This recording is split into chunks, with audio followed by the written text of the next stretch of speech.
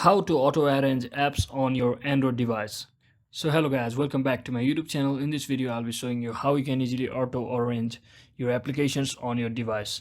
So what you can do is simply head over to your settings, and inside settings you might be seeing the option called home screen and lock screen, or differently home screen and lock screen. Simply click on it and you might want to see the option called auto adjustment for the home screen and lock screen, but as you can see it's not showing on my device.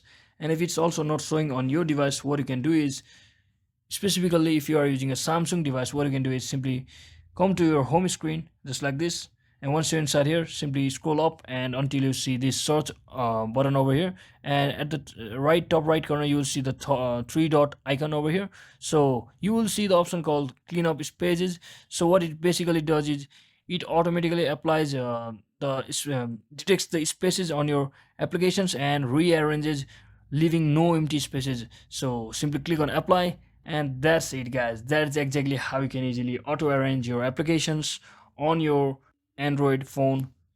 So hope this video was helpful. If it was, don't forget to like and subscribe to the channel. See you on the next one.